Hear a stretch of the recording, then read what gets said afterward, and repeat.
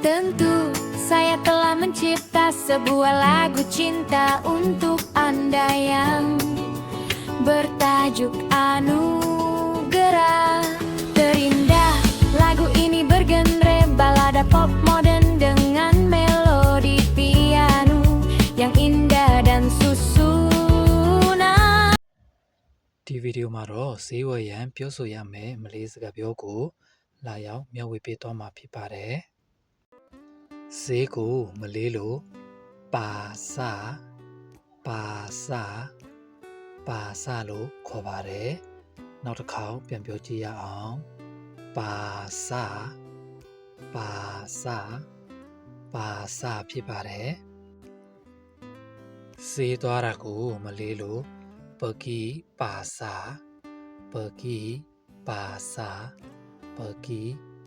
လို့ခေါ်ပါတယ်ပီကီပါစာလို့လည်းပြောလို့ရပါတယ်ဒါပေမဲ့လို့မလေးစစ်တွေကပီကီကိုမသုံးဘဲနဲ့ပကီဆိုတဲ့ပုံစံမျိုးကိုအဓိကအသုံးကြတော့ကိုတွေ့ရမှာဖြစ်ပါတယ်အဲ့ဒီတော့ဈေးသွားတယ်ဆိုတာကိုမလေးလို့ပကီပါစာလို့ပြောဆိုရမှာဖြစ်ပါတယ်မလေးလို့မနဲ့ဈေးကိုပါစာ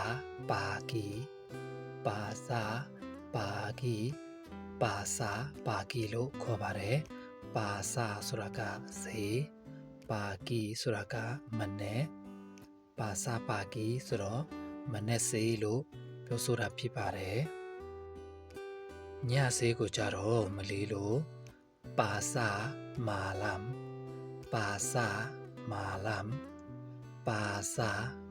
လို့ခေါ်ပါတယ်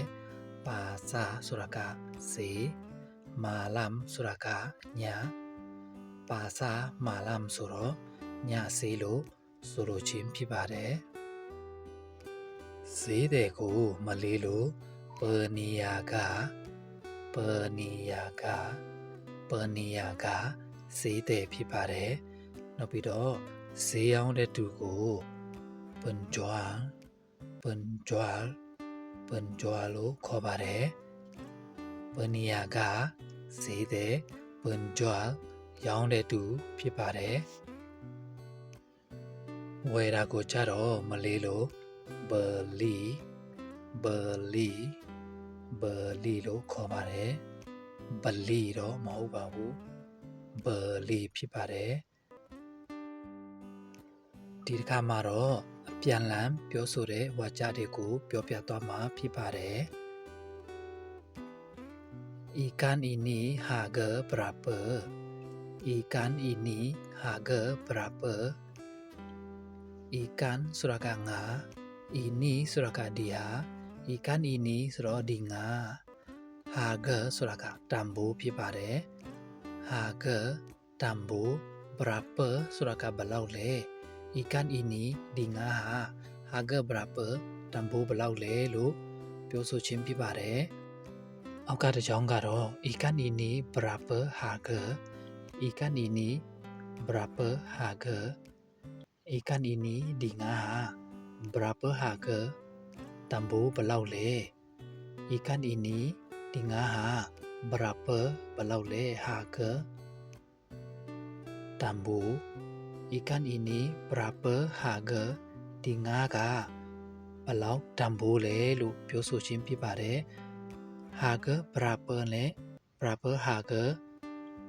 ရှေ့နောက်ပြောင်းသွားရုံပဲဖြစ်ပါတယ်အတိတ်ပဲတော့အတူတူပဲဖြစ်ပါတယ်ဒီစာပါရဲ့ပထမတစ်ကြောင်းက1 kilo 8 ringgit 1 kilo 8 ringgit 1 kilo 1 kilo ကို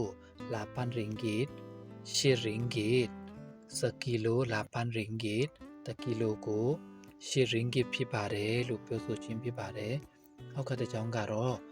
1 kilo 8 ringgit 1 kilo 8 ringgit 1 kilo 1 kilo ကို8 ringgit 10 ringgit ဖြစ်ပါတယ်ဆိုတော့ဒီပဲဖြစ်ပါတယ်1 kilo နဲ့1 kilo ကအတူတူပဲဖြစ်ပါတယ် Ikan ini segata ikan ini segata ikan ini segata ikan ini ဒီငါဟာsega ဆိုတာကလက်ဆက်တယ်တဆိုတာကလာရဲ့လားဆိုတဲ့အဓိပ္ပာယ်ဖြစ်ပါတယ် ikan ini segata ဒီငါလက်ဆက်ပါရဲ့လားဒီငါလက်ဆက်ရဲ့လားမလက်ဆက်ဘူးလားဆိုတဲ့အဓိပ္ပာယ်မျိုးဖြစ်ပါတယ်နောက်ထပ်တစ်ကြောင်းကတော့ဘာညာစကားလားဘာညာစကားလားဘာညာစကားလားအရန်လက်ဆက်တယ်လေဆိုတဲ့အဓိပ္ပာယ်ဖြစ်ပါတယ်ဘာညာဆိုတာကအများကြီး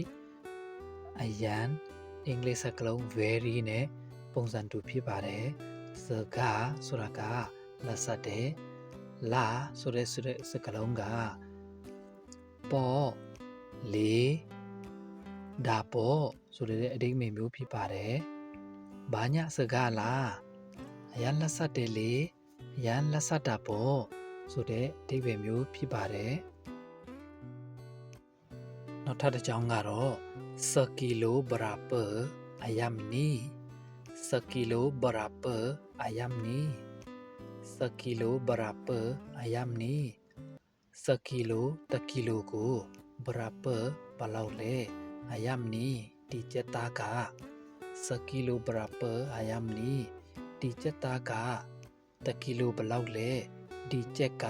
တကီလိုဘလောက်လဲလို့မေးဆိုပြောဆိုခြင်းဖြစ်ပါတယ်စကီလိုလာပန်ရင်ဂစ်စကီလိုလာပန်ရင်ဂစ်ဒါမှမဟုတ်ရင်1 kilo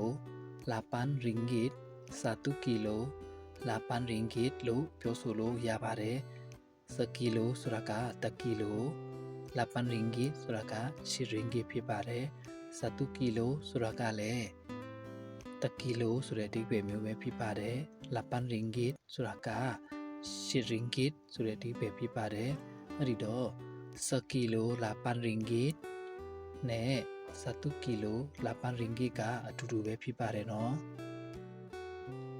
ဒီစာကြောင်းတစ်ကြောင်းကတော့boleh kurang sikit ke boleh kurang sikit ke နည်းနည်းလျှော့ပေးလို့ရလားဒါမှမဟုတ်ရင် boleh kurang sikit tak boleh kurang sikit tak နည်းနည်းလေးလျှော့ပေးလို့ရမလားမရဘူးလားဆိုတဲ့အဓိပ္ပာယ်မျိုးဖြစ်ပါတယ်kurang ဆိုတာကနည်းတယ်လျှော့တယ် sikit ဆိုတာကနည်းနည်း kurang sikit ဆိုတော့နည်းနည်းလျှော့ဆိုတဲ့အဓိပ္ပာယ်ဖြစ်ပါတယ် boleh kurang sikit ke နည်းနည်းလျှော့ပေးလို့ရမလားလို့ပြောဆိုခြင်းဖြစ်ပါတယ်နော်ဒီစာကြောင်းမှာတော့ saya mau setengah kilo saja saya mau setengah kilo saja saya mau setengah kilo saja saya mau ကျွန်တော်လိုချင်တာ setengah တဝက် kilo ဆိုတာက kilo ဖြစ်ပါတယ် saja ဒါမှမဟုတ်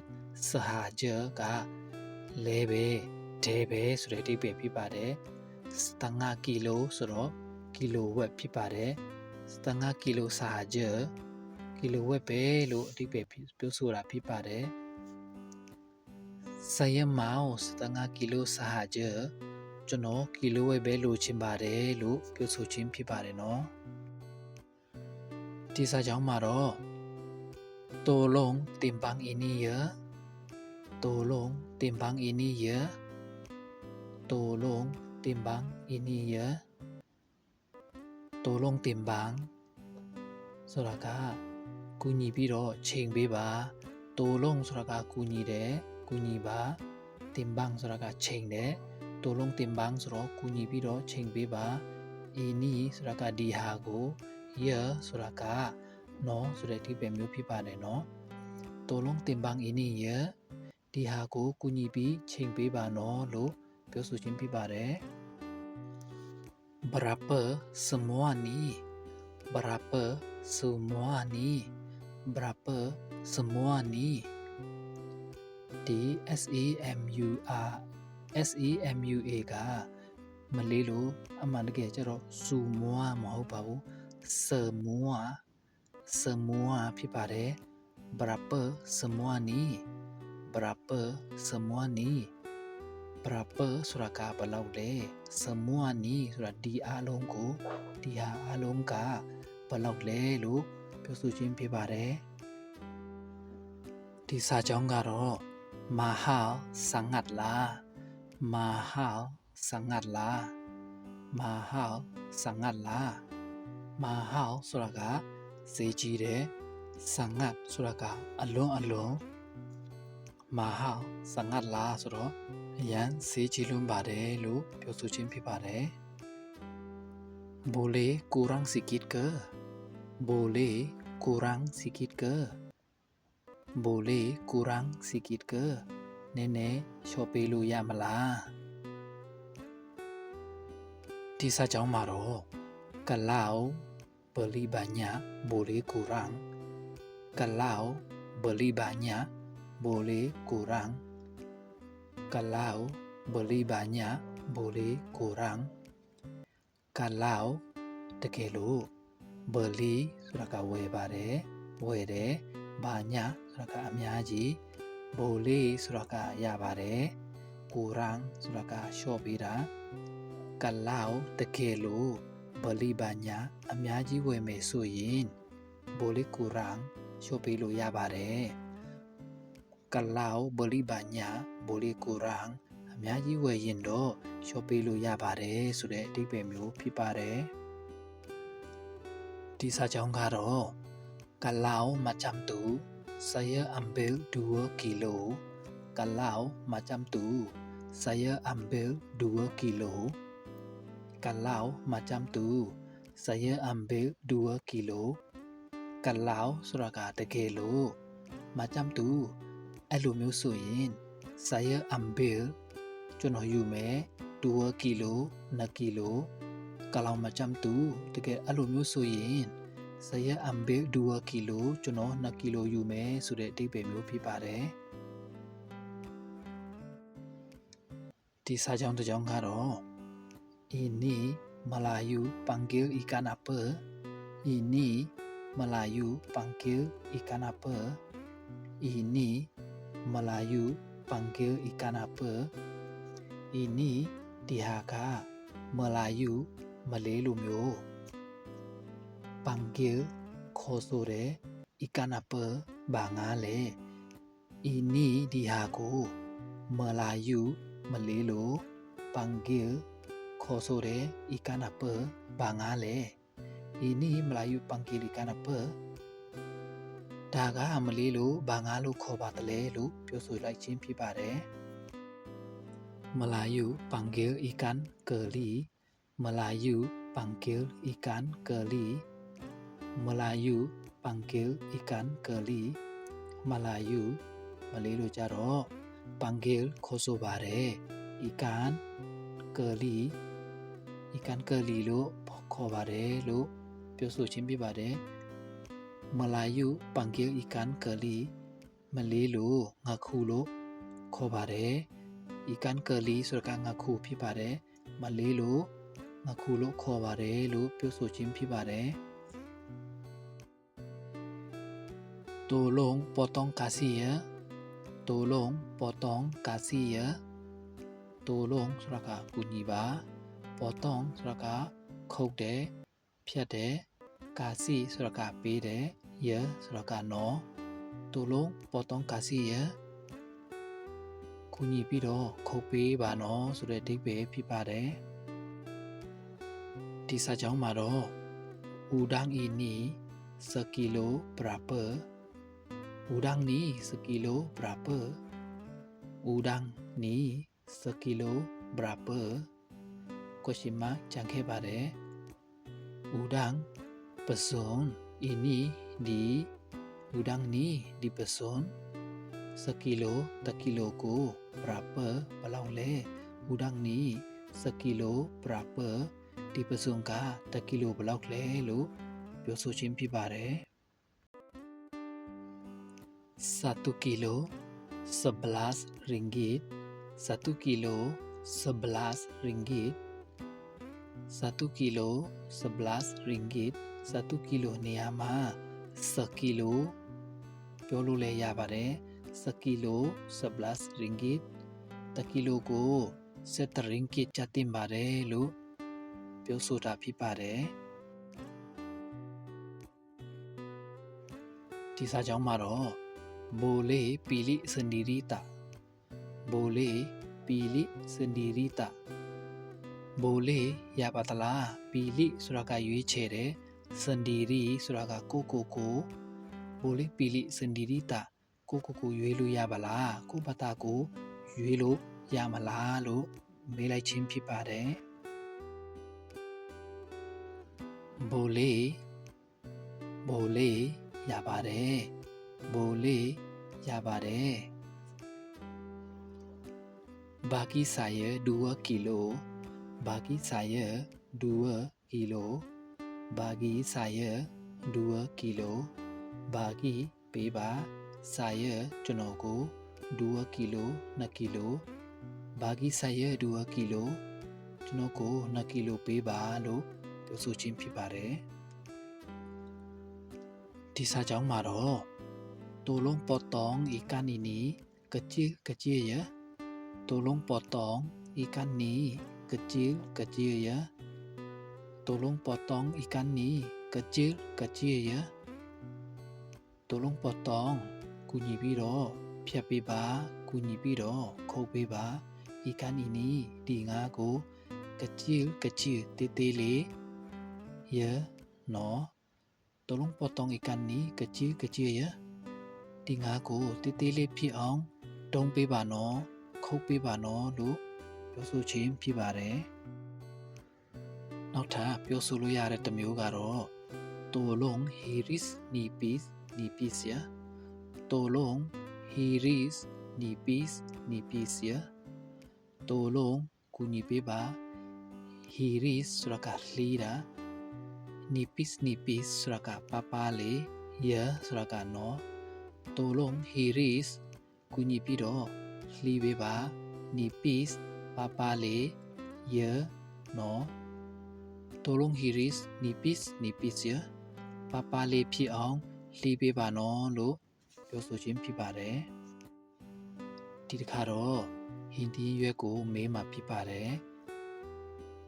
ဘာယမ်နီစတူအီကတ်ပရာပဘာယမ်နီစတူအီကတ်ပရာပဘာယမ်နီစတူအီကတ်ပရာပဘာယမ်နီဒီဟိနုနွယ်ကစတူအီကတ်တစီကိုစတူစရကတေအီကတ်စရကချီတယ်ဇီလို့လည်းပြောလို့ရပါတယ်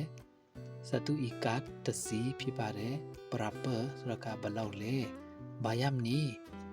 ဒီဟိနုနွယ်ကစတူအီကတ်တစီကိုပရာပဘလောက်လဲဘာယမ်နီစတူအီကတ်ပရာပဒီဟိနုနွယ်ကတစီကိုဘလောက်လဲလို့